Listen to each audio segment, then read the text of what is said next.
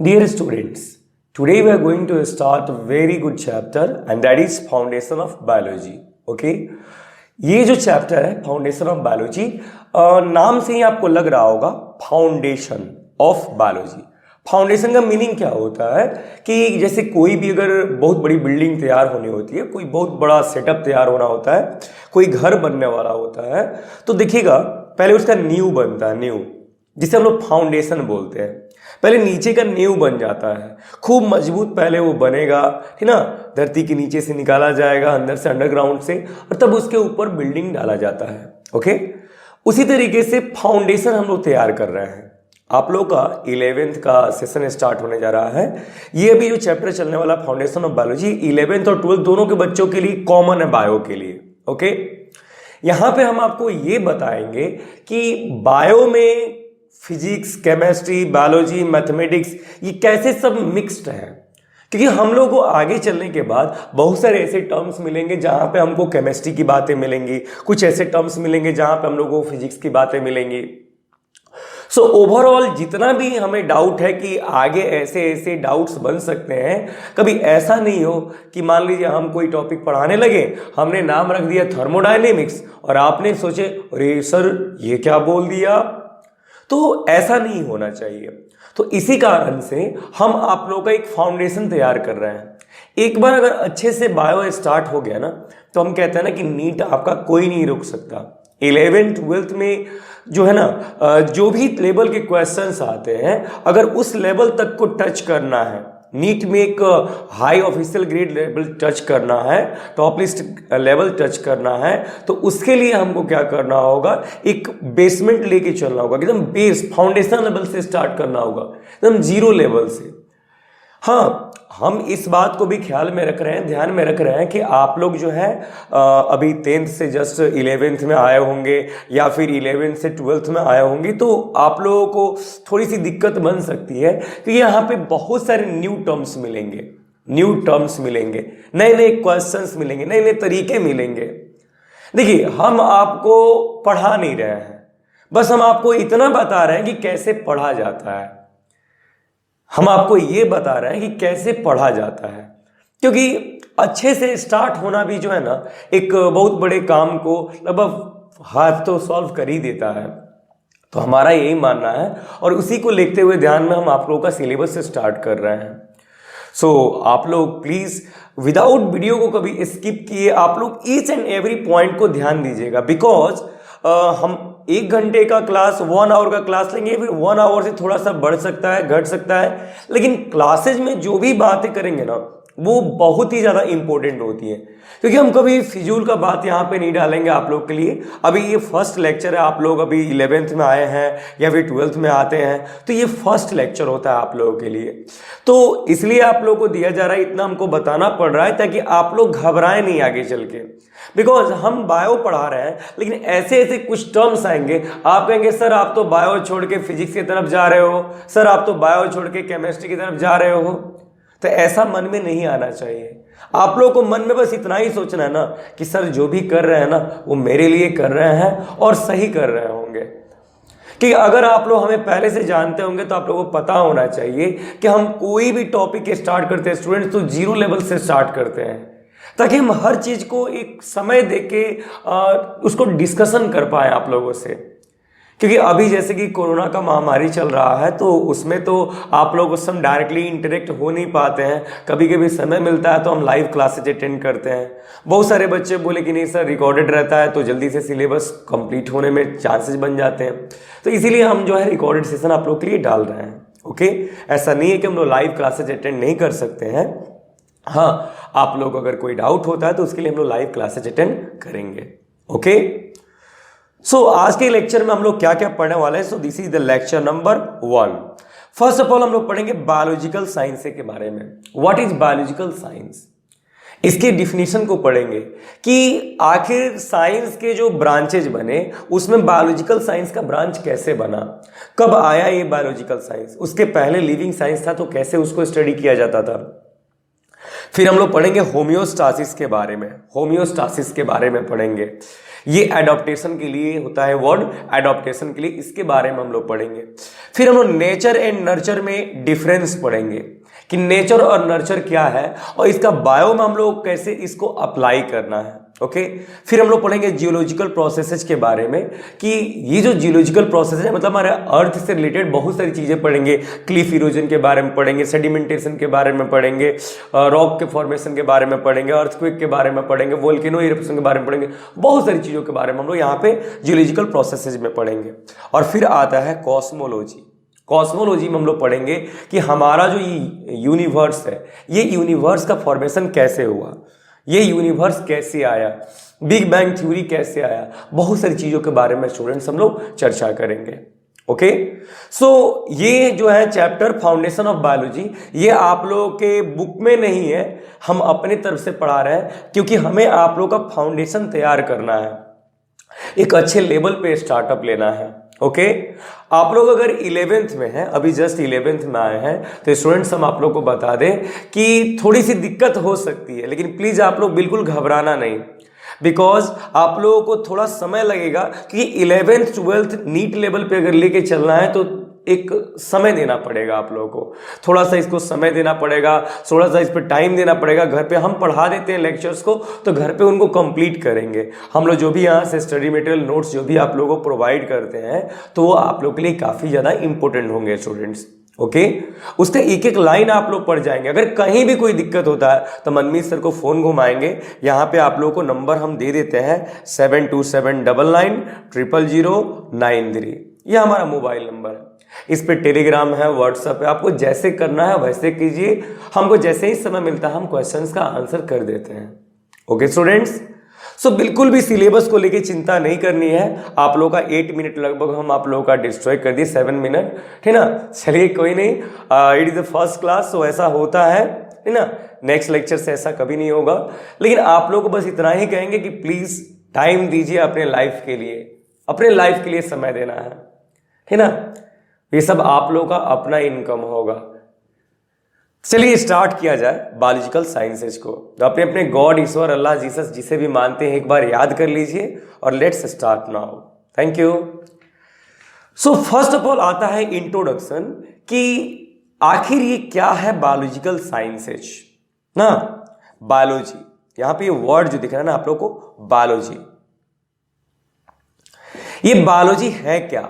वैसे आगे पढ़ाएंगे हम कि बायोलॉजी क्या है, what is biology and how it has come in extent, कैसे आया हुआ है हमारे यहाँ। तो फर्स्ट ऑफ ऑल बात करते हैं हम लोग बायोलॉजिकल साइंसेज के बारे में। क्या है ये बायोलॉजिकल साइंसेज? पहले तो बायोलॉजिकल साइंसेज बस एक बायोलॉजी था, एक सब्जेक्ट था कि भाई लिविंग साइंस है, ये लिविंग साइंस है। लेकिन जब समय बीतता है ना, तो बीतने के साथ में बहुत सारे डेवलपमेंट्स होते हैं। जैसे अगर हम आज से 300 BC की बात करें, 350 BC की बात करें, लगभग आज से 2350 ईयर्स अगो ना, जब एरिस्टोटल का समय चलता था, थियोफ्रास्टस का समय चलता था, यूक्लिड का समय चलता था, थेल्स का समय चलता था, पाइथागोरस का समय चलता था, जब उन लोगों के समय थे, आज से 2000 ईयर्स अगो की बातें अगर हम लोग करें, तो उस समय क्या था, ये साइंस उतना हाईली डेवलप नहीं था। लेकिन हाँ, फिर भी वो लोग एक बहुत ही ज्यादा समय देते तो थे ना, एक्सपेरिमेंट्स करते तो थे ना।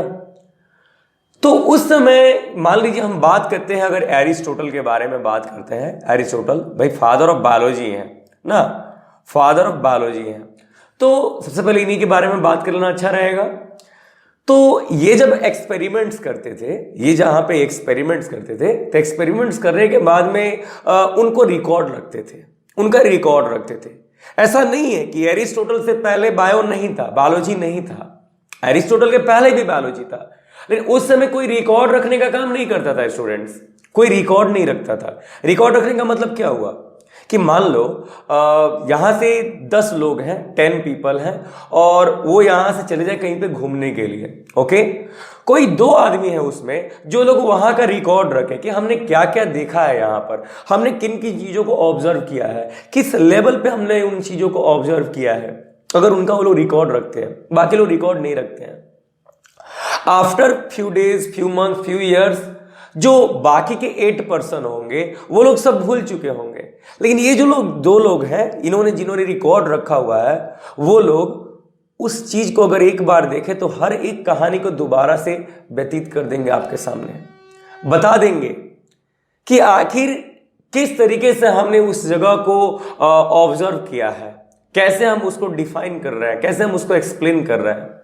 अभी जैसे हम बोल रहे हैं, हम कुछ भी बातें बता रहे हैं तो आपके हाथ में पेन एंड पेपर होना चाहिए। हम जो लिखते हैं अगर आपको लगता है कि कोई चीज़ यहाँ पे सर जी इंपॉर्टेंट लिखे हुआ है उसे आपको नोट करना चाहिए कि लेक्चर नंबर 1 में हम क्या क्या इंपॉर्टेंट चीज़ें बताए हैं, लेक्चर नंबर 2 में हम क्या क्या इंपॉर्टेंट चीज़ें बताए हैं ना। इन सभी चीज़ों को आपको रखना चाहिए रिकॉर्ड, ताकि अगली बार जब हम कोई बात कहते हैं और आपको लगता है कि अरे सर ये तो बात पहले भी बताए हुए थे, चलो एक बार मैच कर लेते हैं, तो उसी को बोलते हैं रिकॉर्ड रखना। हम जो भी बोले आप उसका रिकॉर्ड रखते हैं, यही है रिकॉर्ड। तो एरिस्टोटल क्या करते थे, रिकॉर्ड्स रखते थे, रिकॉर्ड्स, इसलिए एरिस्टोटल इतने फेमस हो गए। तो उस समय क्या था कि किसी एनिमल को पकड़े, जस्ट उसका ऑब्जर्वेशन किए, पता लगाया और लिख दिए, हो गया। लेकिन आज क्या है, आज जो है biology is the study of living organisms utilising the scientific method. आज पूरा का पूरा साइंटिफिक मेथड पे है स्टूडेंट्स। पहले कोई भी चीज अगर मिलता है तो पहले उसे आइडेंटिफाई करेंगे, अंडरस्टैंड करेंगे, उसका प्रोसेस होगा, एनालाइज होगा, कंक्लूजन निकलेगा, कम्युनिकेशन होगा, बहुत सारे प्रोसेसेस हैं जिनको पास करने के बाद तब जाके उस ऑर्गेनिज्म के बारे में कोई डिटेल नॉलेज मिलेगा, हमें कुछ बातें मिलेंगी, कुछ एक्सप्लेनेशंस मिलेंगे, क्योंकि आज टोटली टेक्नोलॉजिकल वर्ल्ड आ चुका है। तो स्टूडेंट्स बायोलॉजी जो आप लोग पढ़ते हैं ना, बायोलॉजी, बात तो सही है कि बायोलॉजी है कुछ नहीं, बस है तो स्टडी ऑफ लिविंग, है तो स्टडी ऑफ लिविंग ऑर्गेनिजम्स। क्योंकि हम अगर लिविंग के बारे में पढ़ रहे हैं, लिविंग के बारे में पढ़ना चाहते हैं तो हम बायोलॉजी में ही पढ़ सकते हैं ना। लिविंग मतलब सजीव, जो जिंदा है। अगर मान लो हम कहते हैं आपसे कि पेन के बारे में पढ़ना है, बोलो कहाँ पढ़ोगे, तो या तो फिजिक्स में पढ़ोगे, नहीं तो केमिस्ट्री में पढ़ोगे। लेकिन अगर हम ये बोल दें कि मेरे बारे में पढ़ना है तो कहाँ पढ़ोगे, तो बायोलॉजी में पढ़ना होगा कि भाई आप एक होमो सैपियंस हो, आप एक ह्यूमन बीइंग हो, और क्या, आपके अंदर लाइफ है, आपके अंदर ये फंक्शन है, वो फंक्शन है, लाइफ प्रोसेस है, दिस दैट, बहुत सारी चीजें बता सकते हैं। तो बात आफ्टर ऑल यही है कि बायोलॉजी जो है ना, ये है तो study of livings but utilising the scientific method. Scientific method से अब स्टडी करना है, ये नहीं कि बस मुंह उठाए गए किसी चीज को स्टडी कर लिए। टेक्नोलॉजिकल वर्ल्ड है, हर चीज का एक कॉज चाहिए स्टूडेंट्स, हर चीज का एक कॉज चाहिए। तो हर एक बात को प्लीज आप लोग बारीकी से समझें। इस चैप्टर को आप लोग को इसीलिए पढ़ाया जा रहा है ताकि आप हर बात पे ध्यान दें। और अगर इस चैप्टर में आप लोग हमारा लैंग्वेज कैचअप कर लेते हैं तो बाकी सारे चैप्टर्स में कभी कोई दिक्कत नहीं होगी, बिल्कुल चिंता नहीं कीजिएगा। हाँ, लेवल हम थोड़ा उठा के चलेंगे, लेवल हम थोड़ा उठा के चलेंगे, लेकिन धीरे धीरे, डोंट वरी, ज्यादा जल्दीबाजी नहीं करनी है हम लोग को। ओके, सो यहां पे बात करते हैं कि biology examines the living things. Biology living things को एग्जामिन करता है, हर एक लिविंग थिंग को एग्जामिन करता है कि कोई लिविंग है या नहीं। अगर लिविंग है तो उसके सबसे पहले स्ट्रक्चर के बारे में एग्जामिन करेगा कि हाँ इसका स्ट्रक्चर कैसा है। जैसे आप यहां पे देख रहे हैं, ये एक स्पर्म सेल है, ये एक स्पर्म है, ह्यूमन बॉडी का है, तो इसका स्ट्रक्चर कैसा है। आप लोगों ने क्या पढ़ा कि स्पर्म सेल होता है, उसका एक हेड होता है, उसका एक टेल होता है, उसका एक नेक रीजन होता है, नेक में माइटोकॉन्ड्रिया होता है, हेड में क्रोमोसोम्स होते हैं, ये एक हैप्लॉइड सेल होता है। लेकिन मजा तो तब आएगा ना जब इसकी सारी बातों को पढ़ा जाएगा। जब इसमें हम आपको ये पढ़ाएंगे कि बिना स्पर्म के एक के अंदर एंट्री लिए एक डिवाइड नहीं कर सकता है। जब हम आपको ये पढ़ाएंगे कि स्पर्म अपना सेंट्रोसोम लेके जाता है और ले जाके देता है किसे, एग को, तब जाके एक डिवीजन कर पाता है। जब हम आपको ये बताएंगे कि ये जो स्पर्म है ये किस प्रोसेस से तैयार होता है, तो बहुत सारी बातें हैं। तो अगर कोई लिविंग है तो लिविंग का सबसे पहले स्ट्रक्चर का स्टडी करना होता है स्टूडेंट्स, फिर उसके फंक्शन को समझना होता है कि इसमें जो माइटोकॉन्ड्रिया है, हाँ भाई अगर माइटोकॉन्ड्रिया है, लिविंग का कोई पार्ट है, तो इसका काम क्या है, एनर्जी का सिंथेसिस करना है। इसी को पावर हाउस बोलते हैं ना स्टूडेंट्स, इसी को पावर हाउस बोलते हैं, क्योंकि यही एनर्जी को क्या करता है, स्टोर करता है। यही एनर्जी को क्या करता है स्टूडेंट्स, स्टोर करता है। फिर अगर हम लोगों को पढ़ना होगा तो उसके ओरिजिन के बारे में पढ़ेंगे कि हाँ कहाँ से ये ओरिजिनेट हुआ है। देखिए ये कहाँ से, ये जो बैक्टीरिया का जो कॉलोनी आपको दिख रहा है ये कैसे ओरिजिनेट हो रहा है, कैसे ये बढ़ते जा रहा है बढ़ते जा रहा है बढ़ते जा रहा है, इसका नंबर बढ़ते चला जा रहा है। तो इनके ओरिजिन के बारे में पढ़ते हैं हम लोग कि अगर कोई लिविंग है तो उसका स्ट्रक्चर कैसा है, वो कैसे फंक्शन करता है, उसका ओरिजिन कैसे होता है, उसमें ग्रोथ है तो किस तरह का है, यूनिडायरेक्शनल ग्रोथ होता है तो ग्रोथ भैया किस तरह का है, वो ग्रोथ ऑल डायरेक्शंस में करता है ना, वो एक डिफिनिट ग्रोथ करता है या इनडिफिनिट ग्रोथ करता है। अगर इनडिफिनिट ग्रोथ करता है तो प्लांट है, अगर डिफिनिट ग्रोथ करता है तो एनिमल है, अगर प्लांट होगा तो प्लांट के सेल पे सेल वाल होगा, बहुत सारी चीजें मिलेंगी, फिर तो स्ट्रक्चर में पहुंच गए ना। ये फर्स्ट लेक्चर है, आई कैन अंडरस्टैंड, आपको थोड़ी सी तकलीफ हो सकती है तो उसके लिए घबराना नहीं है, ठीक है ना, धीरे धीरे समझने की कोशिश करनी है, हमसे उस चीज को क्लियर करना है कि सर आप जो बोल रहे हैं उस बात का प्रमाण क्या है, प्रूफ क्या है, हमें ये बात समझ में नहीं है, प्लीज आप उस चीज को हमें बताइए, है ना। तो हम लोग ग्रोथ के बारे में पढ़ते हैं कि ग्रोथ के लिए क्या क्या इंपॉर्टेंट है, कैसे कैसे इंपॉर्टेंट है। इवोल्यूशन के बारे में पढ़ते हैं। इवोल्यूशन देखिए ये प्रिमिटिव से हम लोग कहां तक आज पहुंच चुके हैं, ये प्रिमिटिव है, इस प्रिमिटिव से आज हम लोग कितना मॉडर्न आ गए कि लैपटॉप पे मोबाइल पे स्टडी कर रहे हैं। आज प्रिमिटिव जो होंगे, जो आदि मानव होंगे पुराने जमाने में, क्या वो लोग लैपटॉप देखे होंगे, क्या वो लोग पेन देखे होंगे, क्या वो लोग ऐसे घरों में रहे होंगे, नहीं रहे होंगे। हम लोग इवोल्यूशन कर रहा है, हमारे बॉडी का टाइप चेंज हो रहा है, हमारे बॉडी का डिजाइन चेंज हो रहा है, हमारे बॉडी में सोचने समझने की क्षमता चेंज हो रही है। आप अगर लास्ट 20 ईयर से अपना मैचिंग कर लीजिए तो देख लीजिए ना, लास्ट 20 ईयर से कितना इवोल्यूशन हुआ है। बच्चे स्टडी करने में और ज्यादा आगे से आगे जा रहे हैं, स्टडी करने के लिए नए नए तरीके खोजे जा रहे हैं, नए नए चीजें मिल रही है, देखिए ना नए नए वायरस मिल रहे हैं ना, ये भी एक कला है। तो आफ्टर ऑल हम लोग बहुत सारी चीजों का स्टडी करते हैं और लास्ट में आता है डिस्ट्रीब्यूशन, कि अब ये जो लिविंग ऑर्गेनिजम्स इनका डिस्ट्रीब्यूशन कैसे है।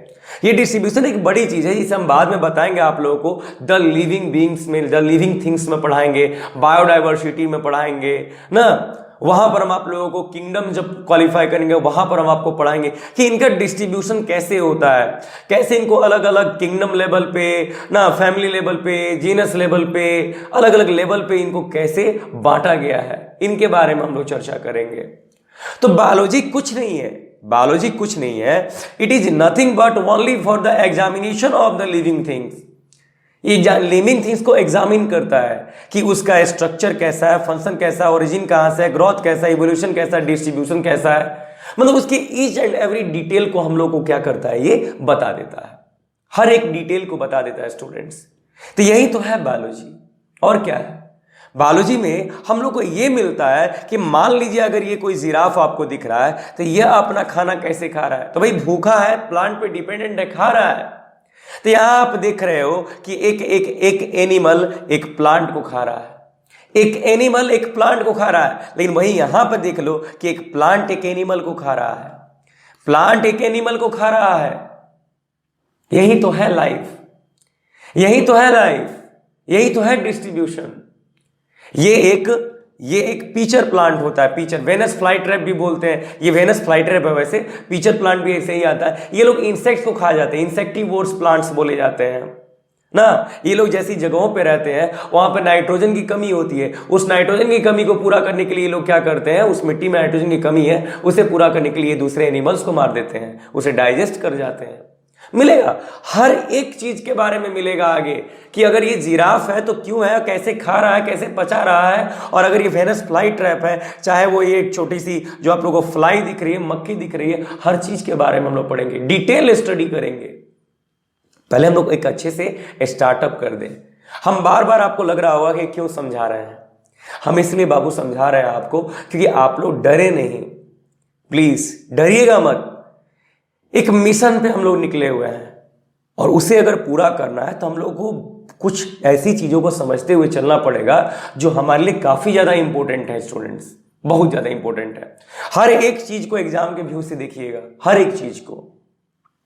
तो यहां पे क्या है कि it classifies and describes the organisms, ये ऑर्गेनिजम्स को क्लासिफाई करता है, एनिमल है कि प्लांट है, बैक्टीरिया है कि प्रोटिस्टा है, फंजाई है कि क्या है, ये वो इसमें डिस्ट्रीब्यूट करता है, क्लासिफिकेशन करता है एंड डिस्क्राइब करता है ऑर्गेनिजम्स को, उनके फंक्शंस को, कि how a species come into existence, आखिर वह स्पीसीज एग्जिस्टेंस में आया तो आया कैसे, and the interactions they have with each other and with the natural environment, और अलग अलग स्पीसीज आपस में कैसे इंटरेक्ट किए हुए हैं। देखिए ना, हम लोग जो है वो कैसे हेन के साथ में, कॉक के साथ में, गोट के साथ में कैसे हम लोग इंटरेक्ट हुए हैं, काट के खा जाते हैं, वो भी एक इंटरेक्शन है। और एक नेचर पे कैसे डिपेंडेंट है, कभी बारिश आ जाती है तो उसमें ढल जाते हैं, कभी गर्मी पड़ने लगता है तो उसमें ढल जाते हैं। तो हम लोग क्या है, लिविंग ऑर्गेनिजम्स का काम ही होता है कि एक हैबिटेट के थ्रू अपने आप को ढाल लेना, अपने आप को वैसे समाज में, वैसे परिवेश में अडॉप्ट कर लेना। ओके, तो हम लोग क्या है, हमेशा इन्हीं डिस्ट्रीब्यूशन, क्लासिफिकेशन, फंक्शन, स्पीसीज के एग्जिस्टेंस, इन्हीं चीजों के बारे में कहां पढ़ते हैं, बायोलॉजी में पढ़ते हैं। बायोलॉजी एक बहुत बड़ी चीज है। बस एक चीज यहां जानना कि लिविंग के बारे में कुछ भी जानना है स्टूडेंट्स, हम लोग कहां जानेंगे भैया, कि बायोलॉजी में ही जानेंगे। अब यहां पे आता है कि 4 unifying principles form the foundation of modern biology. अगर आज के मॉडर्न बायोलॉजी के बारे में अगर स्टूडेंट्स हम लोग बात करें, ये जो मॉडर्न बायोलॉजी चल रहा है, इसके 4 फाउंडेशंस हैं, 4 यूनिफाइंग प्रिंसिपल्स हैं। इसमें फर्स्ट ऑफ ऑल आता है सेल थ्योरी। सेल थ्योरी ये वही थ्योरी है जिसे आप लोगों ने 9th क्लास में भी स्टडी किया हुआ था, कि किस तरीके से जो है स्लाइडेन एंड स्वान ने आके थ्योरीज दिए ना, और किस तरीके से उसी चीज को रोडोल्फ वर्चाउ ने क्या किया और एक्सपेंड कर दिया, ओमनी सेलुलाई सेलुली ना, all cells arise from pre existing cells, Rudolf Virchow याद आ रहा है। तो स्टूडेंट्स, कैसे सेल थ्योरी वर्क किया हमारे यहां, ये पहला चीज है, बायोलॉजी का बैकबोन माना जाएगा, एक पैर माना जाएगा। जैसे मान लीजिए कि बायोलॉजी इन्हीं 4 चीजों पे चल रहा है, तो पहला तो हो गया सेल थ्योरी, दूसरा हो गया इवोल्यूशन। हमें ये पता चल रहा है कि कैसे हम लोग इवोल्यूट कर रहे हैं, कैसे हम लोग डेली बाय डेली डेवलपमेंट की तरफ चल रहे हैं, और ये डेवलपमेंट ही हमारा सबसे अहम भूमिका है हमारे लिए। हम लोग अपने नेचर के थ्रू, नेचर में क्या हो रहे हैं, डेवलप कर रहे हैं, इवोल्यूशन कर रहे हैं। हाँ, अगर एक छोटा सा हम लोग बीटल के बारे में बात करें, तो वो भी अपने मरने से बचने के लिए क्या किया था, बीटल कीड़ा, वो रेड वाला, क्या किया था, वो भी खुद को बचाने के लिए अपने कलर को अलग अलग पार्ट्स में बांट दिया, अलग अलग तरह के कलर्स तैयार कर दिया, तब जाके वो आज एग्जिस्टेंस में आ पाया। तभी उसी को तो इवोल्यूशन बोलते हैं, कि जैसा देश वैसा वेश, जैसा परिवेश है, जैसा आसपास का इन्वायरमेंट है, वैसा हम लोग खुद को ढाल लेते हैं। फिर आता है genetics, most important thing, genetics. यही तो बताएगा हम लोगों को कि कैसे हमारे अंदर इवोल्यूशन आता है, कैसे हमारे जीन में चेंज आ जाता है, कैसे हम लोग अपने मॉम डैड के, हम अपने मम्मी पापा के जो कैरेक्टर्स हैं उनको रिजेंबल करते हैं, उनको शो करते हैं। यही तो बताएगा हम लोगों को। और फिर आता है होम्योस्टासिस। होम्योस्टासिस आता है। होम्योस्टासिस का मतलब ही होता है एडेप्टेशन। स्टूडेंट्स, होम्योस्टासिस थोड़ा सा इंपॉर्टेंट वर्ड है, तो हमें लगता है कि आप लोगों को पढ़ाना चाहिए। तो देखेंगे कि the definition of homeostasis is the ability or tendency to maintain the internal stability in an organism to compensate for environmental changes। बोले हैं एडेप्टेशन। सारा चीजें एडेप्टेशन पे है। चलिए हम एक आपको कहानी सुनाते हैं। मान लीजिए कि 2 भाई हैं ना, 2 भाई हैं, और वो दोनों भाई यहां से पढ़ने के लिए कहीं बाहर चले जाते हैं। सब वो दिल्ली चले जाते हैं, अभी नहीं, अभी तो काफी ज्यादा परिवेश खराब है वहां का। वो लोग दिल्ली चले जाते हैं पढ़ने के लिए। जब वो लोग वहां पे जाते हैं तो दोनों भाई वहां पे रहना लगते हैं, पढ़ने लगते हैं। लगभग 10 दिन के बाद में दोनों घर पे कॉल करते हैं अपने मम्मी पापा को कि पापा जी, डैडी जी, बाबू जी, जो भी कहते हैं, देखिए ना छोटे भाई का तबीयत खराब हो गया। पापा बोलेंगे क्या हुआ? अब देखिए ना उसको काफी बुखार आ रहा है, खांसी लग रहा है। नहीं, कोरोना नहीं है, डोंट वरी। तो क्या किया जाए? पापा बोलेंगे ना उसको वहां का पानी सूट नहीं किया है। देखिएगा, अक्सर ये बात आती है स्टूडेंट्स कि उसको वहां का पानी सूट नहीं किया होगा, पानी सूट नहीं किया होगा। ये पानी क्या है? ये एडेप्टेशन है, ये एडेप्टेशन है। वहां पे दोनों गए थे, एक भाई उस वाटर पे, उस इन्वायरमेंट एडेप्ट कर गया, अपने बॉडी में चेंज ला दिया और उसको अडेप्ट कर गया, उस पानी को पी के वो रह सकता है। लेकिन एक भाई का जो बॉडी है वो बोला I can not adapt this water, I can not accept this water. If you want to survive, change your water और द प्लेस।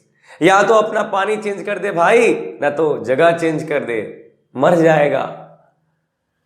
तो इसी को बोलते हैं एडेप्टेशन, मतलब tendency to maintain the internal stability, अपने अंदर की स्टेबिलिटी को क्या करना, मेंटेन करके रख देना in an organism to compensate for the environmental changes. अगर इन्वायरमेंट में कोई चेंज आ रहा है तो अब अगर केरला में रहने वाला कोई लड़का है, उसको कश्मीर में ले जाके रखोगे तो दिक्कत आएगी ना, निश्चित है दिक्कत आएगी कि भाई वो गर्मी सहा हुआ है, आज तक गर्म जगह पे रहा हुआ, आप उसको जाड़े में मौसम में लेके जा रहे हैं और इतना बर्फ जहां पे गिर रहा है, आइस गिर रहा है वहां पे ना, स्नोफॉल हो रहा है, इसी ने बोलते हैं स्नोफॉल हो रहा है, आप वहां पे लेके जाओ, कैसे अडेप्ट कर पाएगा? कर गया तो कर गया, नहीं कर गया तो फिर घर को आएगा, और क्या। तो इसी को बोलते हैं एडेप्टेशन। यही है होम्योस्टासिस, कि हमारे बॉडी का एक टेंडेंसी है कि खुद में चेंज लाके, स्टूडेंट्स, ये खुद में चेंज लाके और क्या कर सकता है, अब हमारे आसपास पे के इन्वायरमेंट में जो चेंज हो रहा है उसके अनुसार हमको क्या करता है, कंट्रोल करके रखता है। An example of homeostasis is in the human body is keeping an average temperature of 98.6 degree Celsius Fahrenheit, sorry ना, ये हमारे बॉडी का टेम्परेचर है 98.6 डिग्री फ़ारेनहाइट। 97 से होता है, 97 से 98 के बीच में जो टेम्परेचर होता है बाबू हम लोग का, ये टेम्परेचर उतना ही रहेगा। अब चाहे विंटर सीजन आ जाए, चाहे समर सीजन आ जाए, चाहे रेनफॉल होने लगे, चाहे स्प्रिंग सीजन आ जाए, अरे भाई कोई भी सीजन आ जाए, आप चाहे अंटार्कटिका में चले जाओ, चाहे आप अफ्रीका में चले जाओ, जहां भी जाओगे आपके बॉडी का टेम्परेचर यही रहेगा, ये टेम्परेचर कभी चेंज नहीं हो सकता है। मतलब हमारा बॉडी जहां पे जा रहा है उसको एडेप्ट कर, उसके प्रति एडेप्ट कर जा रहा है कि नहीं भैया हम खुद में चेंज नहीं ला सकते हैं, हम तुमको भले ही एडेप्ट कर जाएंगे, जाओ रहने दो। तो इसी को होम्योस्टासिस बोलते हैं।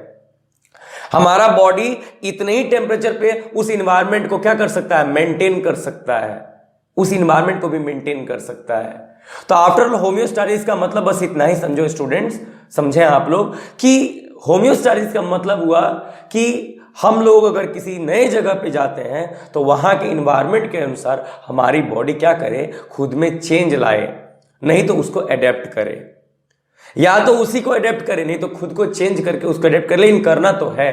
इसी को होम्योस्टासिस करते हैं स्टूडेंट्स। तो ये चार चीजें हैं, 4 यूनिफाइंग प्रिंसिपल्स हो गए, सेल थ्योरी हो गया, इवोल्यूशन हो गया, जेनेटिक्स हो गया, होम्योस्टासिस हो गया ना। सेल थ्योरी आप लोग समझ रहे हैं, इवोल्यूशन आप लोग समझ रहे हैं, जेनेटिक्स आप लोग समझ रहे हैं, होम्योस्टासिस आपको हम समझा ही दिए। फिर दिक्कत कैसी बात की? हाँ, फिर भी दिक्कत है तो कमेंट कीजिए, हम सारी दिक्कत को सॉल्व करेंगे, कोई दिक्कत नहीं है, हम उस दिक्कत को बताएंगे, उस बात को समझाने की पूरी कोशिश करेंगे हम आप लोगों को। Okay, so biology as a separate science was developed in 19th century. पहले साइंस मतलब था एवरीथिंग, पहले बिफोर 19th सेंचुरी अगर बात करें हम लोग तो साइंस मतलब था एवरीथिंग। लेकिन बाद में जब 19th सेंचुरी आया ना, उस समय बायोलॉजी को एक सेपरेट ब्रांच बना दिया गया, as the scientist discovered that organisms share the fundamental characteristics. Organisms जो होते हैं वो फंडामेंटल कैरेक्टर्स को शेयर करते हैं। मतलब अगर प्लांट की बात करोगे उसमें भी न्यूट्रिजन होता है, अगर हमारी बात करोगे तो हमारे अंदर भी न्यूट्रिजन है, आपकी बात करें तो आपके अंदर भी न्यूट्रिजन है, और अगर किसी छोटे से कीड़े की बात करेंगे, किसी इंसेक्ट की बात करेंगे तो उसके अंदर भी न्यूट्रिजन है। तो न्यूट्रिजन क्या हो गया, एक फंडामेंटल कैरेक्टरिस्टिक हो गया। रेस्पिरेशन एक फंडामेंटल कैरेक्टरिस्टिक हो गया। अब कितने स्टूडेंट सोच रहे होंगे कि सर ये न्यूट्रिजन क्या होता है ना, न्यूट्रिजन क्या होता है? तो बाबू ईटिंग फूड ना, intake and utilization of nutrients, intake and utilization of nutrients। जैसे चावल खाते हैं, राइस, बॉइल्ड राइस, तो आपने उसको मुंह में डाला तो इनटेक कर लिया, और अगर वो डाइजेस्ट हो गया तो यूटिलाइज हो गया। यूटिलाइज हो गया स्टूडेंट्स। तो intake and utilisation, intake and utilisation, okay, इसी को न्यूट्रिशन बोलते हैं। कौन है इस दुनिया में जो खाना नहीं खाता? कोई ऐसी लिविंग ऑर्गेनिज्म है जो खाना नहीं खाए? हर लिविंग ऑर्गेनिज्म खाना खाएगा। तो यही तो बात है कि ये फंडामेंटल कैरेक्टरिस्टिक को सब लोग क्या कर रहे हैं, शेयर कर रहे हैं, बता रहे हैं कि हर लिविंग ऑर्गेनिज्म जो है ना सेम टू सेम है। तो ये फंडामेंटल कैरेक्टर्स क्या क्या है? तो पहला है कि न्यूट्रिशन, दोबारा है रेस्पिरेशन, एनर्जी, जो खाना खाए उससे एनर्जी निकलता है। नेक्स्ट है ट्रांसपोर्टेशन, हर एक ऑर्गेनिज्म के बॉडी में, हर एक ऑर्गेनिज्म के बॉडी में स्टूडेंट्स क्या होता है, ट्रांसपोर्ट हो रहा है। जैसे हमारे बॉडी में ब्लड चल रहा है तो प्लांट्स के बॉडी में क्या जाइलम और फ्लोएम चल रहा है, जाइलम और फ्लोएम चल रहा है। लेकिन वही बात करते हैं अमीबा के बॉडी में, तो उसके बॉडी में साइटोप्लाज्म चल रहा है, उसके बॉडी में साइटोप्लाज्म चल रहा है। तो ट्रांसपोर्टेशन तो हर जगह है ना, कहीं वास्कुलर सिस्टम है, कहीं सर्कुलेशन सिस्टम है, और कहीं पर साइटोप्लाज्मिक स्ट्रीमिंग है। बस फर्क इतना ही है। एक्सक्रीशन, हर ऑर्गेनिज्म खाना खाने के बाद में अपने बॉडी से कुछ वेस्ट को बाहर निकालता है ना, अपने खाना का नहीं, मतलब रेस्पिरेशन के वेस्ट का बाहर निकलना। रिप्रोडक्शन, हर ऑर्गेनिज्म रिप्रोड्यूस कर रहा है। अगर कोई लिविंग ऑर्गेनिज्म रिप्रोड्यूस नहीं करेगा तो वो अपने एग्जिस्टेंस को कैसे रख पाएगा, वो अपने एग्जिस्टेंस को कैसे रख पाएगा? तो सब लोग एक दूसरे से कनेक्टेड है स्टूडेंट्स, सब लोग एक दूसरे से कनेक्टेड बन रहे हैं। फिर है इवोल्यूशन, सब में इवोल्यूशन हो रहा है, मूवमेंट हो रहा है, ग्रोथ हो रहा है, सेंसिटिविटी है, सब में है ऐसा, कोई यहां नया नहीं है। मतलब हर लिविंग ऑर्गेनिज्म स्टूडेंट्स, हर लिविंग ऑर्गेनिज्म क्या कर रहे हैं, वो लोग आपस में कुछ कैरेक्टर्स को शेयर कर रहे हैं, बता रहे हैं कि तू प्लांट है तो क्या तेरे अंदर भी ग्रोथ है, मैं एनिमल हूं तो क्या मेरे अंदर भी ग्रोथ है। तो देखा जाए तो हम सब एक हैं, देखा जाए तो हम सब एक हैं। और आप लोगों को जैसे ही हम द लिविंग थिंग्स पढ़ाएंगे उस समय हम आपको बताएंगे कि सही में सब एक हैं। हम आपको बताएंगे कि कहां से आए हैं ये सब लोग, कहां से आई हैं ये चीजें, हर चीज को हम डिफाइन कर करके आप लोगों को समझाएंगे। ओके, तो चलिए बात किया जाए कि आखिर इनके हम लोगों को सबूत कहां मिलते हैं, प्रूफ कहां मिलते हैं। मतलब वी कैन से कि biology is now a standard subject of the instruction at schools and universities around the world. Biology आज हमारे यूनिवर्सिटी के लिए कहा जाए, स्कूल के लिए कहा जाए, हर जगह पे एक स्टैंडर्ड सब्जेक्ट हो चुका है। अब भाई क्यों ना हो, आप सोचो कि बायोलॉजी एक स्टैंडर्ड सब्जेक्ट क्यों ना हो। आज कोरोना की महामारी आई, आज कोरोना इतना बड़ा एक डिजीज आ गया हमारे यहां, वायरस आ गया। कौन इंजीनियर, कौन आदमी इसमें कुछ कर पा रहा है? कुछ नहीं। लेकिन सबसे बड़े काम इसमें डॉक्टर्स कर रहे हैं, केमिस्ट कर रहे हैं। क्योंकि आज मेडिकल का जो फील्ड है ना, मेडिकल का जो फील्ड है स्टूडेंट्स, आज यही पूरी दुनिया को अपने ऊपर, अपने बलबूते पे रोके हुए है। क्यों ना हो बायोलॉजी इतना इंपॉर्टेंट, क्यों नहीं माना जाए इसको स्टैंडर्ड सब्जेक्ट? आप लोग नीट की स्टडी कर रहे हैं, आप लोग जब बाद में आप लोग जब डॉक्टर बन जाएंगे, you will be called the next to God. आप लोगों को गॉड के बाद नेक्स्ट जस्ट बाद वाला दर्जा दिया जाएगा, सबसे वहां ऊपर ईश्वर, उसके बाद आपको एक दर्जा दिया जाएगा। जान को बचाने वाला ईश्वर इतना ही बड़ा माना जाता है। तो बायोलॉजी क्यों नहीं हो एक standard subject? Even over the million papers are publish annually. हर साल लाखों पेपर्स क्या किए जा रहे हैं, पब्लिश किए जा रहे हैं। चाहे वो एरे ऑफ बायोलॉजी हो, चाहे मेडिकल जर्नल्स हो। अब वो आपके स्कूल में पढ़ाया जाने वाला हो, वो आपके स्कूल में पढ़ाया जाने वाला कोई चीज हो, या फिर किसी मेडिकल जर्नल में, किसी ना किसी जर्नल में छपा हुआ, किसी बुक में छपा हुआ चीज हो, हर जगह पे बायोलॉजी है। हर जगह पे छोटे लेवल से लेकर बड़े लेवल तक बायोलॉजी है। हम किसी दूसरे सब्जेक्ट की शिकायत नहीं कर रहे स्टूडेंट्स, लेकिन हम ये कर रहे हैं कि हाँ, आपको इंजीनियरिंग डिपार्टमेंट से, आपको दूसरे किसी डिपार्टमेंट से अपने डेली लाइफ में यूज मिले ना मिले, लेकिन आप लोग को जो हम बायो पढ़ाएंगे वो तो डेली बाय डेली आप लोग को डेली लाइफ में मिलना ही है स्टूडेंट्स। वो तो दिखबे करेगा हमेशा कि आपको इसी के साथ जीना है, आपको इसी के साथ जीना है। कभी आपके यहां पे कुछ कट जाएगा तो आपके मन में आएगा, चलो यार यहां माइटोसिस होने वाला है, यहां माइटोसिस होने वाला है। तो वहां भी साइंस दिखा ना। तो साइंस तो हर जगह पे है, और साइंस में बायोलॉजी एक बहुत ही अहम भूमिका निभाता है, बहुत ही अहम भूमिका निभाता है। ओके, अभी आप लोग सोच रहे होंगे कि ये कौन सी बात है, आखिर आप यहाँ पे इतना बड़ा जंगल का फोटो कैसे दिखा रहे हैं, ये कितना सुंदर जगह दिख रहा है सर, क्या आपको नेचर पसंद है क्या? हाँ बिल्कुल भाई, किसे नेचर पसंद नहीं, किसे नेचर पसंद नहीं, बस हम लोग उस नेचर को उजाड़ फेंकने में लगे हुए हैं, यही तो बात है। कभी लोग जंगलों से टिम्बर ढोया करते थे, टिम्बर, टिम्बर समझ रहे हैं ना, लकड़ी के मोटे मोटे जो बोटे होते हैं ना, उनको टिम्बर बोलते हैं। जब अंग्रेज यहां पे आए थे ना, आपको पता होगा, याद होगा वो कहानी, जब अंग्रेज यहां आए थे भारत में, तो रेलवेज के लिए कितने बड़े बड़े जंगलों को काट के खत्म कर दिए। कभी जंगलों से टिम्बर्स निकाले गए थे। आज ऑक्सीजन की कमी हो गई है, तो दूसरे देशों से हाथ फैलाना पड़ रहा है। नेचर क्यों नहीं है जरूरी? चलिए, हम उन सभी चीजों के बारे में बात नहीं कर रहे हैं, हम लोगों का मेन मोटिव है अपना स्टडी करना है स्टूडेंट्स। तो हम आप लोगों को इतना ही कहेंगे कि यहां पर जो भी चीजें आप लोगों को दिख रही हैं, जो भी चीजें दिख रही हैं, this all is nature, this all is nature. ये सब का सब नेचर है, ये सब का सब स्टूडेंट्स क्या है? नेचर है। तो नेचर क्या है? What is nature? पूछा जाए आपसे कि what is nature, please define it. क्या है, क्या नेचर आपके अनुसार? सोचिए। अरे यार, जो दिख रहा है सो नेचर है, जो दिख रहा है सो नेचर है। नेचर का मतलब होता है कि बस आप लोगों के अनुसार क्या होगा कि सर ह्यूमन बींग्स है ना, तो ये नेचर है। ये जो सॉइल है ना, ये नेचर है। सर ये जो सन दिख रहा है ना, ये नेचर है। सर ये जो प्लैनेट्स दिख रहे हैं ना, ये नेचर है।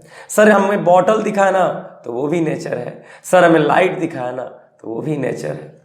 सर हमें सॉइल दिखा, सॉइल के अंदर जो ग्रेन्स दिखे हैं वो भी नेचर है, जो प्लांट्स दिखे हैं वो भी नेचर है। यार कितना नाम लिखोगे, थक जाओगे लिखते लिखते। नेचर का बस एक नाम होना चाहिए कि nature is nothing but only the matter and energy. या तो वो मैटर है, नहीं तो वो एनर्जी है, बाकी कुछ नहीं है, बाकी कुछ नहीं है स्टूडेंट्स। नेचर बस इतना ही है, matter and energy, matter and energy. अगर हम बात करिए क्या है, तो ये एक मैटर है, क्योंकि इसमें मास है, ये स्पेस ऑक्युपाई करता है, इसमें मास है और ये स्पेस ऑक्युपाई करता है, मतलब ये क्या है स्टूडेंट्स? एक मैटर है, ये एक मैटर है। लेकिन हम बात करते हैं लाइट के बारे में, हम बात करते हैं लाइट के बारे में, तो वो एक एनर्जी है। अगर कोई चीज मैटर नहीं है तो वो एनर्जी है, और अगर एनर्जी नहीं है तो वो मैटर है। बस यही दो चीजें इस दुनिया में, बाकी कुछ नहीं है, बाकी कुछ नहीं है। आप जो देख रहे हो वो नेचर है, आप खुद भी नेचर हो, आपके घर पे जो भी पड़ा है सब नेचर है। एवरीथिंग इज नेचर, हर चीज नेचर है। कि हर चीज हमने कहां से लिया है? नेचर से लिया है स्टूडेंट्स। आपको अगर दिख रहा होगा मैटर एनर्जी बोले है ना, अगर आपको यहाँ पे ये बहुत बड़ा आप लोगों को जो यूनिवर्स दिख रहा है, तो ये भी मैटर है, ये पूरा का पूरा मैटर है students. Matter and energy, matter and energy, matter and energy, matter and energy. हर जगह पे मैटर एनर्जी ही है। चाहे आपको यहाँ पे जो चलता हुआ पानी दिख रहा है, हाँ, ये जो पानी आप लोगों को दिख रहा है कि ऊपर से नीचे की तरफ जो पानी जा रहा है, फ्लो कर रहा है, फ्लो ऑफ वाटर, क्या दिख रहा है आपको? ये मैटर है, ये मैटर है, ये मैटर है। लेकिन ये जो सनलाइट आपको दिख रहा है यहाँ पे, जो सनलाइट इधर से आ रहा है, वो एनर्जी है। दिखा दो आप कोई चीज यहाँ पे, कोई ऐसी चीज दिखा दो जो मैटर एनर्जी के अलावा कुछ और हो।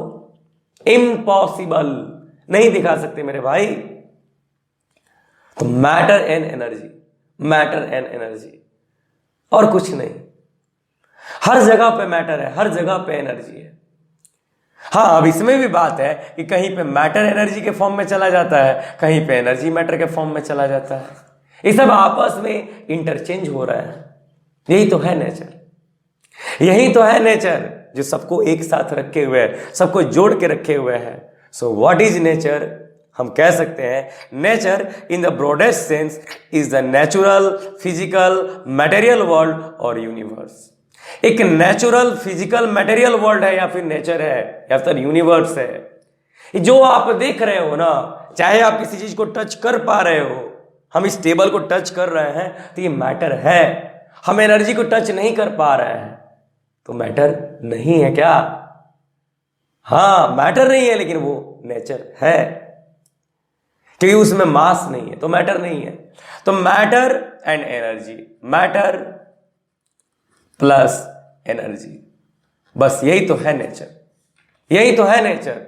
Nature can refer to the phenomena of physical world and also life in general.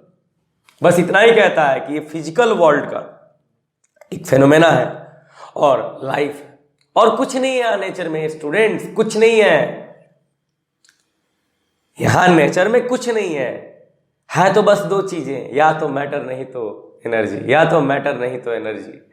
हाँ, वो इसमें बात और आ गई कि इसमें फिजिकल वर्ल्ड है और लाइफ है। लाइफ तो यहीं पे एग्जिस्ट कर रहा है, लाइफ भी यहीं पे एग्जिस्ट कर रहा है। सो वही क्वेश्चन फिर से आया, व्हाट इज नेचर? तो it ranges from the scale सब एटॉमिक टू द कॉस्मिक। समझिएगा थोड़ा, यहां पे इंटरेस्टिंग चीजें आई है स्टूडेंट्स, बड़ा इंटरेस्टिंग चीज है। सब एटॉमिक, सब एटॉमिक का मतलब समझ रहे हैं? वही बात है जॉन डाल्टन की, जॉन डाल्टन की बात आ गई यहां पे। जॉन डाल्टन के अनुसार क्या था? सबसे छोटा चीज कौन है? एटम है। इन एटम के अंदर सब एटॉमिक पार्टिकल्स मिले, इलेक्ट्रॉन मिले, प्रोटॉन मिले, न्यूट्रॉन मिले, इनसे भी छोटे छोटे मिले, क्वार्क मिला। लेकिन अभी तक हम लोग इनको जैसे कि सबसे छोटे मानते हैं सब एटॉमिक पार्टिकल्स। तो इतने छोटे चीज से लेके सब atomic particles, electron, proton, neutron से लेके कॉस्मिक, मतलब ये इतना बड़ा जो यूनिवर्स आपको दिख रहा है, यूनिवर्स आपको दिख रहा है, ये पूरा नेचर है। चाहे हम एक छोटे से इलेक्ट्रॉन के बारे में बात करें, वो भी एक नेचर का पार्ट है। और अगर हम इस बड़े से ब्रह्मांड की बात करें, चाहे आप सन को देख पा रहे हैं तो भी नेचर का पार्ट है, अगर आप मून को देख पा रहे हैं तो भी नेचर का पार्ट है। अपनी जो गैलेक्सी है द मिल्की वे, हिंदी में आकाश गंगा बोलते हैं स्टूडेंट्स इनको, ये भी नेचर का पार्ट है। आप जिसको देख पा रहे हो वो नेचर है, आप जिसको नहीं देख पा रहे हो वो भी नेचर है। नेचर एग्जिस्ट एवरीवेयर, नेचर हर जगह पे स्टूडेंट्स, हर जगह पे नेचर है। So we can say nature can be different from for different things. अलग अलग चीजों के लिए नेचर अलग अलग हो सकता है, जैसे सोडियम के लिए, पोटेशियम के लिए, मैग्नीशियम के लिए, क्लोरीन के लिए। इनके लिए नेचर क्या है? इनकी प्रॉपर्टीज है, इनकी प्रॉपर्टीज है, इनका फिजिकल प्रॉपर्टी है, इनका केमिकल प्रॉपर्टी है ना। इनका फिजिकल प्रॉपर्टी है क्या? मेटल्स है, मेटल्स आर लस्टरस, मेटल्स चमकते हैं, मेटल्स आर मेलिएबल, पीट पीट के सीट बन जाते हैं, मेटल्स आर डक्टाइल, खींच खींच के वायर बन जाते हैं, metals are conductor of heat, conducting of heat करते हैं, कंडक्टर ऑफ इलेक्ट्रिसिटी, तार में डाल के करंट को कंडक्ट करते हैं। तो यही तो बात है कि नेचर कुछ भी हो सकता है। जैसे अगर ये मेटल है तो इस मेटल के लिए प्रॉपर्टी हो गया नेचर। बट अगर बात करते हैं अगर हम लोग सोलर सिस्टम के बारे में, मिल्की वे के बारे में, यूनिवर्स के बारे में, तो एक ब्रॉडेस्ट सेंस हो गया, ये एक ब्रॉडेस्ट सेंस हो गया, एक बहुत बड़ा सेंस हो गया इनके लिए। एक पूरे यूनिवर्स की बात कर रहे हैं, पूरे यूनिवर्स की बात कर रहे हैं, तो एक बहुत बड़ा सेंस में यूज होने लगा। In all cases it's only matter and energy. चाहे वो देखिए बात तो सही है कि अगर हम लोग इन मेटल्स की बात करें तो कुछ और है, और अगर हम इनकी बात करें तो कुछ और है, लेकिन हर जगह पे एक ही चीज है, और वो क्या है students? Matter and energy, matter and energy, matter and energy. हर जगह पे मैटर और एनर्जी से रिलेटेड ही कहानियां मिलेंगी। The term nature may refer to the living plants and animals, geological processes, weather, physics, such as matter energy। और हर जगह पे मैटर एनर्जी मिलेगा, चाहे वो आप लिविंग प्लांट या एनिमल्स की बात करें, चाहे जियोलॉजिकल प्रोसेसेस की बात करें। जियोलॉजिकल प्रोसेसेस क्या हुआ? जियोग्राफिकल, जैसे यहाँ पर सनलाइट जो हो रहा है ना, हमारे अर्थ पे जो है वाटर का चल रहा है, वाटर का फ्लो होना, एयर का ब्लो होना, ये सब क्या है? सब जियोलॉजिकल प्रोसेसेस है। हमारे अर्थ के अंदर जो है गर्मी, गर्म अर्थ के अंदर का हीट, अर्थ पर का वोल्केनो, ये सब जियोलॉजिकल प्रोसेसेस है। वेदर, क्लाइमेट का चेंज हो रहा, कभी बारिश आ जाता है, कभी जाड़े का मौसम आ जाता है, कभी गर्मी का मौसम आ जाता है, ये क्या है? ये वेदर, फिजिक्स, ये सब जगह पे हम लोग बस इतना ही देखते हैं कि मैटर एंड एनर्जी। कहानी पूरी यहीं पे आके रुकी हुई है। Matter and energy, matter and energy, matter and energy. इसमें एक वर्ड आया अभी अभी, जियोलॉजिकल प्रोसेसेस। क्या है ये? क्या जियोलॉजिकल प्रोसेसेस? जियो मीन्स होता है अर्थ, सुनिएगा ध्यान से, अर्थ। और लोजी मीन्स होता है स्टडी, अर्थ पे होने वाले प्रोसेसेस का स्टडी। जैसे मान के चलिए अगर क्लिफ इरोजन हो रहा है, क्लिफ इरोजन हो रहा है, तो इसमें क्या हुआ? बड़े बड़े माउंटेन्स हैं, बड़े बड़े माउंटेन्स हैं, और उनके बगल में अगर कोई समंदर है, बार बार आके समंदर टकरा रहा है, तो बड़े बड़े पत्थरों का जो टीला है उससे टूट के गिर जा रहा है, उस समंदर में टूट के गिर जा रहा है। इरोजन वो भी है, इरोजन वो भी है। अगर उसके ऊपर से लेयर बाय लेयर उड़ के कहीं चला गया तो इरोजन वो भी है। तो ये क्या है? अगर ये अर्थ पे हो रहा है तो ये जियोलॉजिकल प्रोसेस हुआ कि नहीं? माउंटेन्स का बनना, माउंटेन्स का बनना। हाँ, बहुत लोगों का मन में आज भी बात है कि माउंटेन्स बने कैसे। तो भाई माउंटेन्स तो आप लोग जानते हैं, ये टेक्टोनिक प्लेट्स के कारण बनते हैं। मान लो ये एक टेक्टोनिक प्लेट है और ये एक टेक्टोनिक प्लेट है। टेक्टोनिक प्लेट क्या है? अब आपके मन में ये बात आएगी कि व्हाट इज टेक्टोनिक प्लेट ना। चलिए समझाते हैं। मान लो ये हमारा अर्थ है, ये हमारा अर्थ है। इस अर्थ के बीच में आपको पता है कि कोर मटेरियल जो है ये मैग्मा है, पूरा मैग्मा है, लिक्विड मैग्मा, पूरा लिक्विड मैग्मा है। और इसके ऊपर जो प्लेट्स है ना, इसके ऊपर प्लेट्स हैं, ये अलग अलग अलग अलग प्लेट्स हैं, ये अलग अलग अलग अलग प्लेट्स हैं। ये प्लेट्स जो है ना इस लिक्विड के ऊपर है, तो हमेशा इधर उधर होते रहते हैं। और इन्हीं प्लेट्स के इधर उधर होने से भूकंप आता है, अर्थक्वेक आता है, इन्हीं प्लेट्स के कारण यही होता है। मान लीजिए यहां पर एक प्लेट है और यहां पर एक प्लेट है, अगर ये दोनों एक दूसरे की तरफ चले और टकरा गए, देखिएगा टकराए, टकरा के ऊपर की तरफ चले गए तो माउंटेन्स बन गए। अगर ये अलग हट गए, नीचे तो जा नहीं सकते हैं ना, नीचे तो बहुत सारे और भी बहुत सारे क्या है, टेक्टोनिक प्लेट्स हैं। तो जब भी जाएंगे तो ऊपर जाएंगे, ऊपर जगह खाली है, जैसे ही ऊपर निकलेंगे पहाड़ बन गए, बड़े बड़े माउंटेन्स बन गए। और अगर ये नीचे चले गए तो जाने के चांसेस नहीं है। अगर ये अपने तरफ आए तो पहाड़ बनाए, माउंटेन्स। अगर ये दूर चले गए तो वोल्केनो, ज्वालामुखी, ये हट जाएंगे और ये मैग्मा बाहर चलाएगा, ये मैग्मा बाहर चलाएगा। तो यही है geological processes students, geological processes. So the term geological processes describes the natural forces that shape the physical makeup of the planet. ये वैसे नेचुरल चीजों को क्या करता है, ये वैसे नेचुरल चीजों को डिस्क्राइब करता है जो हमारे प्लेनेट के, जो हमारे अर्थ का क्या कर रहे हैं, शेप तैयार कर रहे हैं, जो हमारे अर्थ का शेप तैयार कर रहे हैं। इन पे अर्थक्वेक हो रहा है, क्लिफ इरोजन हो रहा है, वोल्केनिक इरप्शन हो रहा है, sedimentation of the mouth, sedimentation at the mouth of the river हो रहा है, are such examples of geological processes. ये सब के सब जियोलॉजिकल प्रोसेसेस हैं। देखिए ना, देख रहे हैं, ये टेक्टोनिक प्लेट्स हैं, ये टेक्टोनिक प्लेट इधर जा रहा है, ये टेक्टोनिक प्लेट इधर से आ रहा है, यहां पर एक क्या बन गया, पहाड़ बन गया, बन गया। ये टेक्टोनिक प्लेट्स नीचे से ऊपर की तरफ आ रहा है, यहां पर भी एक पहाड़ बन गया। तो पहाड़ कैसे बन रहा है, बड़े बड़े माउंटेन्स कैसे बन रहा है, सभी टेक्टोनिक प्लेट्स के कारण हो रहा है। तो हर जगह पे नेचर है स्टूडेंट्स, हर जगह पे नेचर है। The geological agents responsible for these processes are waves, the internal heat of the earth, rivers. यही इसके सबसे बड़े रिस्पॉन्सिबल हैं कि इतने बड़े बड़े काम हो रहे हैं, अर्थक्वेक हो रहे हैं, सॉइल इरोजन हो रहा है, क्लिफ इरोजन हो रहा है, वोल्केनिक इरप्शन हो रहा है, सेडिमेंटेशन हो रहा है। इस सब का कारण क्या है, waves, internal structure of the earth, internal temperature of the earth, internal heat of the earth, reverse, ये सब इसके कॉजेज है स्टूडेंट्स, सब के सब कॉजेज हैं इसके। चलिए एक बहुत ही इंटरेस्टिंग बात आती है यहां पे कि what is nature and nurture, what is nature and nurture. थोड़ा अच्छे से बात किया जाए इस टॉपिक पे आज हम लोग।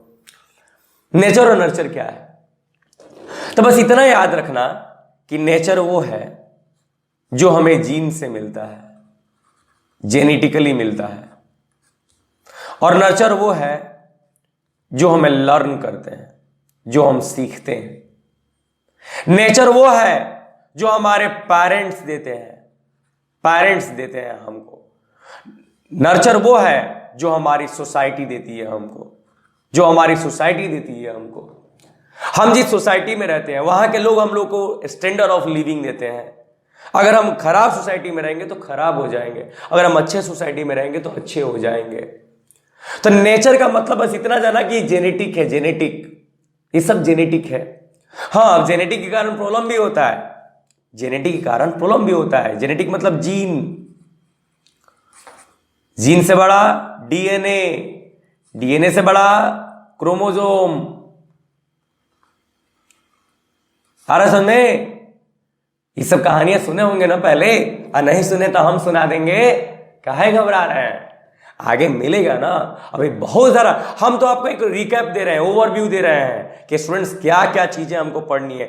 थोड़ी सी जानकारी हो जाएगी ना तो कभी हम बोलेंगे ना, देखो यहां पर क्लिफ इरोजन हुआ था ना, ये ऑर्गेनिज्म वहां पे गिरा था, तो आपको दिमाग में ज्यादा जोर नहीं डालना पड़ेगा कि क्लिफ इरोजन क्या होता है। क्लिफ इरोजन क्या होता है? हम बोलेंगे देखो यहां पे वोल्केनो इरप्शन हुआ है, वोल्केनो ज्वालामुखी निकला है, तो आपको सोचना नहीं पड़ेगा कि ज्वालामुखी कैसे निकला। अरे यार, टेक्टोनिक प्लेट्स दूर गए होंगे तो जगह बना होगा, ज्वालामुखी बाहर आ गया, और टेक्टोनिक प्लेट्स टकरा गए तो ऊपर चले गए होंगे तो पहाड़ बन गया होगा। तो नेचर का मतलब होता है जेनेटिक, जो जेनेटिक हो, और नर्चर का मतलब होता है जो हम लोग क्या होता है, सीखते हैं, जिसे हम लोग सीखते हैं, अपने यहां से सीखते हैं। सो the nature versus nurture debate involves the extent to which particular aspect of the behavior are the product of either inherited मतलब genetic or the acquired influences मतलब learned। ये बता रहा है कि जो हमारा बिहेवियर है, ज्यादा ध्यान मत दीजिए उस पे, जो हमारा बिहेवियर है, ये बिहेवियर कैसा है, ये इनहेरिटेड है, ये जेनेटिक है, या फिर ये लर्न है, ये लर्नेड है। लर्नेड है या जेनेटिक है। हो सकता है कि जेनेटिक हो, किसी बच्चे को उसकी जो बुद्धिमत्ता है, जो उसका इंटेलिजेंस है, वो उसके पेरेंट्स के यहां से मिला हुआ हो, या फिर यह भी हो सकता है कि उसने इस चीज को इस इंवायरमेंट में आने के बाद सीखा हो। तो अगर उसके पेरेंट्स से मिली होगी, जैसे नेचर, कलर की बात करते हैं, चेहरे का कलर, चेहरे के कलर का बात करें तो हमारे पेरेंट्स से मिलता है। लेकिन अरे भाई, आजकल इतने बढ़िया बढ़िया क्रीम आ चुके हैं कि लोग तो लगा के गोरे हो जा रहे हैं, तो ये नर्चर हो गया। अगर काले थे गोरे हो गए तो नर्चर है, काले हैं काले ही रह गए तो नेचर है, और क्या है। तो यही तो है नेचर और नर्चर, और कुछ नहीं। देखो, हम बहुत सिंपल वर्ड में बताते हैं, हम हर चीज को एक सिंपल वर्ड देते हैं हर चीज के लिए कि भैया नेचर मतलब जो आपने पेरेंट्स से लिया, और नर्चर मतलब जो आपने इस इन्वायरमेंट से लिया। जो आप सीखते हैं वो नर्चर है, और जो आप लेते हैं अपने पेरेंट्स से वो क्या है, नेचर है। Okay, so nature is influenced by genetic inheritance and the biological factors. ये अलग अलग क्लाइमेटिक बायोलॉजिकल फैक्टर्स पे क्या करता है, इफेक्ट करता है, डिपेंड करता है। और जेनेटिक इनहेरिटेंस मतलब जेनेटिकली इनहेरिटेंस।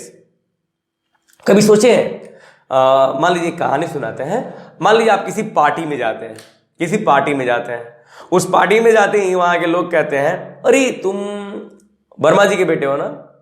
हाँ, आपको कैसे पता? वो तुम्हारा चेहरा छोटा छोटा, थोड़ा चेहरा जो है ना मिल रहा था, तुम्हारी आंखें बड़ी मिलती हैं उनसे, तुम्हारी आंखें बहुत मिलती हैं उनसे। फिर बात बढ़ती है आगे, अरे तुम शर्मा जी के बेटे हो ना? हाँ, कैसे? ओ, उनका भी अंगूठिया बाल है ना, कर्ली है, अरे तुम्हारा भी है, देखते ही पहचान लिए हम।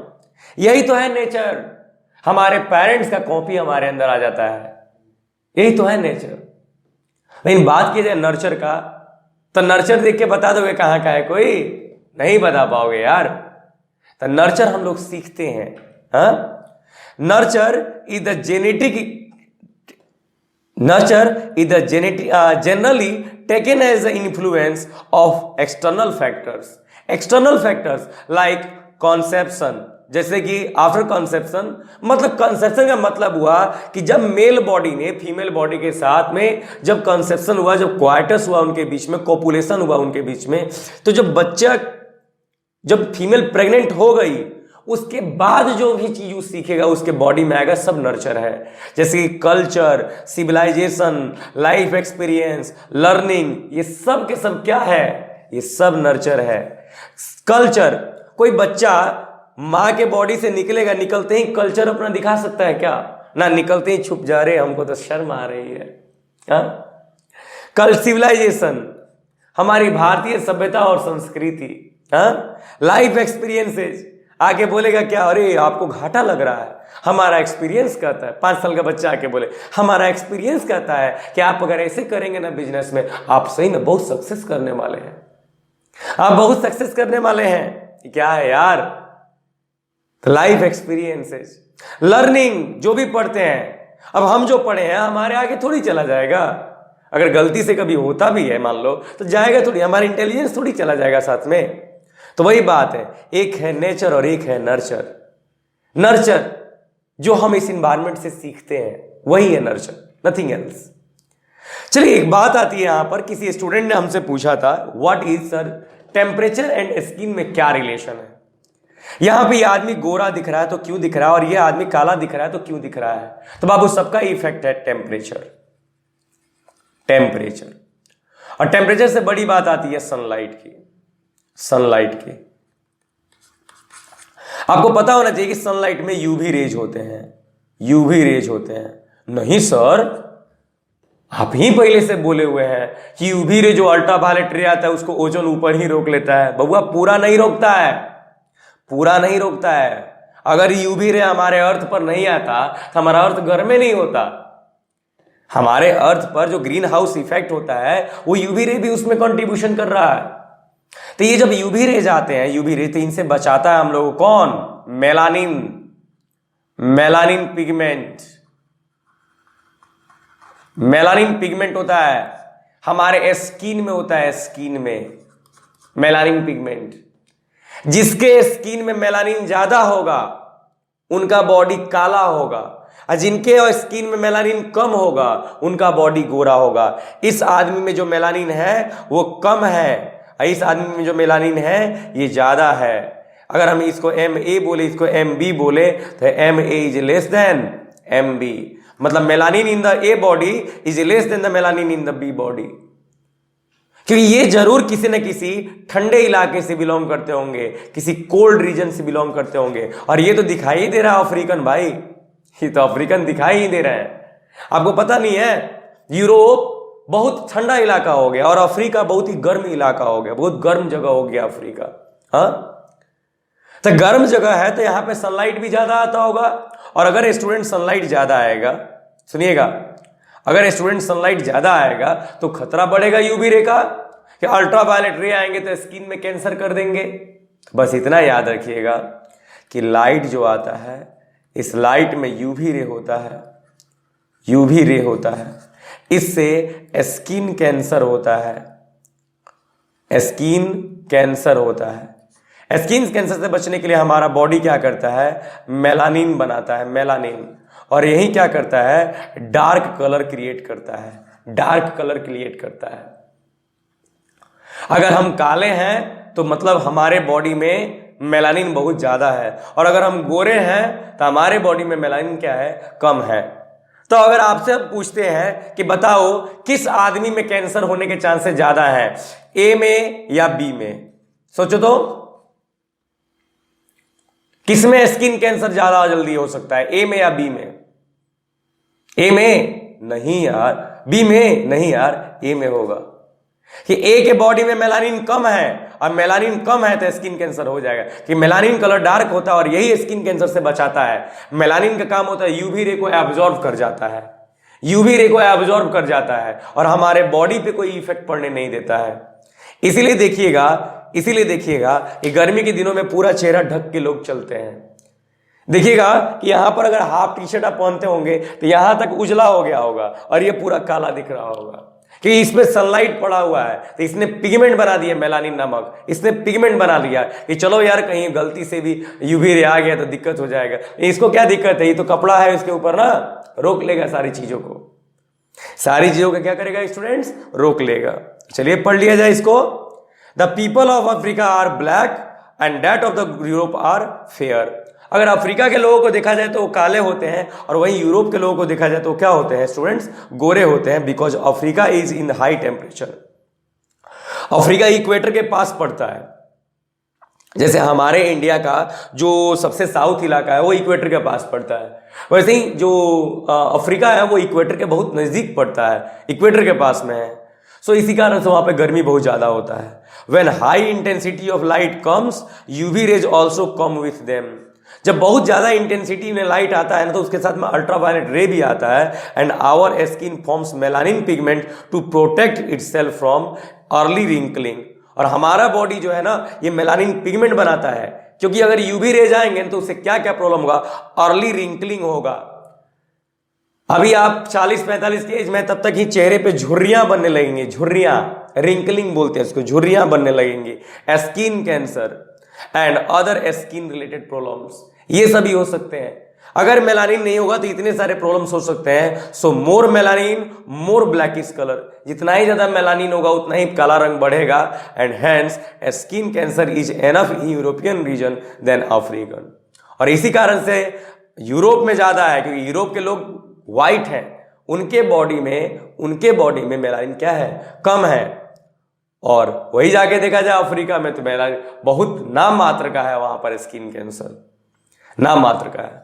तो इस बात को याद रखिएगा स्टूडेंट्स, बहुत ही अच्छे से याद रखिएगा कि टेम्परेचर भी एक अहम भूमिका निभाती है हमारे कलर के लिए। इसीलिए हमेशा घर के अंदर रहिए, गोरे हो जाइएगा ना जी। चलिए अब बात करते हैं यहां पर कॉस्मोलॉजी के बारे में। हम आपको पहले ही बोले हैं ना कि सब एटॉमिक पार्टिकल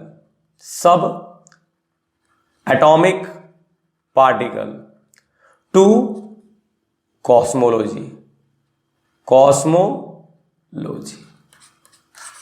चाहे वो इलेक्ट्रॉन प्रोटॉन न्यूट्रॉन हो, चाहे वो ये पूरा का पूरा क्या हो स्टूडेंट्स मेरा, ये पूरा का पूरा यूनिवर्स हो, बात तो वही है कॉस्मोलॉजी की। सो आप अगर ये यहां पर देख रहे हैं, ये हम लोगों का सोलर सिस्टम है, तो ये भी कॉस्मोलॉजी है। चाहे उसमें ये हम लोगों का ये जो ब्लू कलर का दिख रहा है हम लोग का अर्थ, ये चाहे हम लोग का अर्थ है, और देखिए अर्थ के चारों तरफ एक मून है जो चक्कर लगा रहा है, देख रहे हैं, मून चक्कर लगा रहा है। और चाहे वो ये हमारा यूनिवर्स हो, यही है big bang theory students. Big bang theory कहता है कि पूरा का पूरा यूनिवर्स जो है ना, वो एक ही पार्टिकल से बना हुआ है। ये एक पार्टिकल बीच में देख रहे हैं, देखिएगा अभी बनेगा ये पार्टिकल, और ये टूटेगा और ये पूरा का पूरा यूनिवर्स का फॉर्मेशन कर देगा। और अभी भी यूनिवर्स खुद को बढ़ा रहा है, खुद बढ़ते जा रहा है, बढ़ते जा रहा है, बढ़ते जा रहा है। यही है कॉस्मोलॉजी, यही है cosmology. Cosmology is nothing but only the study about the earth, the things, the nature, the space, the planet, the solar system, ये हर चीज के बारे में, इसी के बारे में हम लोग पढ़ते आ रहे हैं। So what is cosmology? The study of origin, evolution and topography of the universe. Origin, आखिर इस यूनिवर्स का ऑरिजिन कहां से हुआ, कहां से आया ये यूनिवर्स। इवोल्यूशन, कैसे इतना ज्यादा डेवलप कर गया। एंड टोपोग्राफी, इसकी बनावट, इसके ऊपर रेशियो, इसके ऊपर इसमें कैसे कैसे मिट्टी है, कहां कहां पे क्या है, कहां पे सॉइल है, कैसी है, सारी चीजों के बारे में इंफॉर्मेशन हम लोग कलेक्ट करते हैं। वही है कॉस्मोलॉजी, इसी को कॉस्मोलॉजी बोलते हैं। Human is not the top, human सबसे बड़ा नहीं है। आदमी का एक सबसे बड़ा भ्रम है, स्टूडेंट्स बताते हैं, आदमी का एक सबसे बड़ा भ्रम है कि वे सोचते हैं कि ह्यूमन आर द टॉप, सोचते हैं कि वो सबसे बड़े हैं, but they only think because nature is almighty, we are nothing before universe. ये जो नेचर है ना, ये अलमाइटी है, ये सर्वशक्तिमान है, इसके सामने हम कुछ नहीं है, तुच्छ प्राणी है हम लोग इसके सामने, तुच्छ, कुछ नहीं है इसके सामने हम लोग। ये सब चीज नेचर है। सोचो ना, एक छोटा सा वायरस, सोचना स्टूडेंट्स, एक छोटा सा वायरस आके पूरी दुनिया के नाक में दम कर दिया है, एक छोटा सा वायरस। इसीलिए कहते हैं जब नेचर लेती है ना तो बहुत अच्छे तरह से रिटर्निंग। नेचर ने क्या किया स्टूडेंट्स, हर किसी को एक मौका देती है। हम लोग अगर उस मौके पे सुधार नहीं करेंगे तो नेचर क्या करेगी, खुद को एडजस्ट करेगी। और अगर ये खुद को एडजस्ट करेगी तो सबको एडजस्ट कर देगी, लाइन पे ला देगी, ये जान लीजिए, समझे ना। तो cosmos, what is cosmos? And orderly complex innumerable stars, इस दुनिया के जितने भी अनगिनत जो सितारे हैं एंड प्लैनेट्स और जितने भी ग्रह हैं scattered in a space filled with helium hydrogen and neon, इस यूनिवर्स में सबसे ज्यादा हीलियम हाइड्रोजन यही सभी गैसेज है। ये पूरा का पूरा फील्ड जितना भी बड़ा आपको जगह दिख रहा है, ये जो आपको दिख रहा है ना, ये पूरा यही है कॉस्मोस, यही है कॉस्मोस। और इसी के स्टडी को कॉस्मोलॉजी बोलते हैं, इसी के स्टडी को कॉस्मोलॉजी। इसके ओरिजिन को पढ़ना है तो कॉस्मोलॉजी है, इसके एवोल्यूशन को पढ़ना है तो कॉस्मोलॉजी है, इसके लिए बारे में पढ़ना है कि कैसे इसकी बनावट है तो कॉस्मोलॉजी है। माइक्रोन साइज डस्ट से लेके और इतने बड़े बड़े गैलेक्सी तक, it is all made up of matter energy. ये पूरी दुनिया, ये पूरा सिस्टम मैटर और एनर्जी से मिलकर बना हुआ है। ये पूरा सिस्टम मैटर और एनर्जी से बना है। चाहे वो छोटा सा डस्ट हो, चाहे वो इतने बड़े से बड़े एटम्स हो, चाहे वो उतने बड़े से बड़े क्या हो, जहाज हो, ये सब के सब क्या है, सब नेचर है स्टूडेंट, सब कॉस्मोस, सब के सबको कॉस्मोस है आप लोग बोल सकते हैं स्टूडेंट्स। सो बहुत सारी बातें हो गई अभी तक हम लोगों की, तो हम नहीं चाहते कि फर्स्ट लेक्चर में हम आप लोगों को ज्यादा कंफ्यूजन क्रिएट करें। आप लोगों को आई थिंक बहुत ही अच्छा लगेगा ये lecture, okay. And please wait, लगभग हम लोग 5 लेक्चर्स करेंगे फाउंडेशन के, 5 लेक्चर्स, और 5 लेक्चर्स के बाद में I can guarantee it students कि 5 लेक्चर्स के बाद में, मंथ 5 लेक्चर्स के बाद में आप इस चीज को फील कर लोगे कि now I am different, because हमारे पढ़ाने का तरीका अलग होता है और ये चीज आप लोग फील करोगे, I can guarantee it. Please यार विश्वास रखो, अभी कुछ पैसे नहीं लग रहे हैं, सबके सब फ्री ऑफ कॉस्ट दिए जा रहे हैं, आप आराम से पढ़ो, है ना, चिंता नहीं करो, सिलेबस की जिम्मेवारी हमारे ऊपर छोड़ो, पढ़ाने की जिम्मेवारी हमारे ऊपर छोड़ो, आप बस पढ़ने से मतलब रखो, बाद में जो होगा देख लिया जाएगा। और क्या, हम है ना, भरोसा रखो ना हम पे। ओके स्टूडेंट्स, सो आज का क्लास यहीं पे खत्म होता है, और प्लीज आप लोग इस वीडियो को अच्छी तरह से देखेंगे और इसे आप लोग हो सके तो शेयर कर देंगे, नहीं तो वैसे कोई जरूरी नहीं है स्टूडेंट्स, आपके लिए है, आप पढ़िए, आप बढ़िए, that's enough for me. Okay students, so thank you for watching the video, see you again in the next lecture, thank you।